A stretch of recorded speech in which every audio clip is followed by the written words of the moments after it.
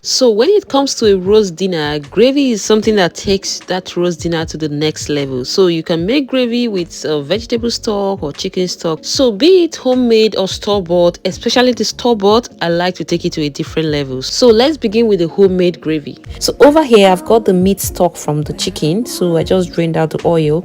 I just want to make a quick gravy. So for those of you that always ask me how to make gravy, most of the times I get the store-bought one, but when I have chicken stock like this, why not? I just make use of it. So gravy is basically meat stock or vegetable stock with thickener. So you can use cornstarch as your thickener, you can use flour as your thickener. So on this day, I'm using flour as my thickener. So I've just dissolved the flour with the chicken stock. Make sure you make it cold, not with hot chicken stock, if not it will be difficult.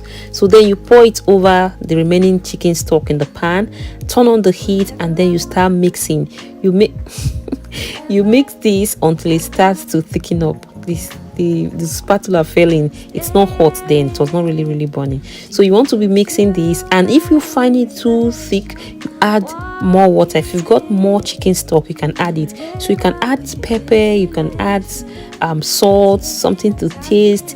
It's just simple. Gravy is really simple to do. Just as I said, I was trying to do a quick gravy. You can also brown some flour, like that flour, put it in a pan or oven, just brown it by stirring it continuously in an empty pan until it turns brown. So after that, you just mix it up with the chicken stock or water, and then you follow the same process as I did. So it's a different method. It's a bit longer, yeah, but this one I did is just like a quick gravy. Just as I said again, you can use cornstarch to thicken this up. It's still optional. So after that, I'm just going to serve this. This is just the consistency I want. This is tasty, this is spicy, this is good. There's nothing like homemade anyway. And then for the store-bought gravy, I just get any brand that suits me depending on where I'm shopping. I just put the quantity you need and just add hot water, so everything just gets activated and thicken up. So I like to go extra by adding pepper. So I just added scotch bonnet pepper for the heat, because I'm Nigerian. You don't want that plain boring, you don't want that. And then afterwards, I just added these crispy fried onions, because this is onions gravy. Even if it's the chicken gravy or the vegetable gravy, that onions, like, it gives it a kind of texture. It's just so nice.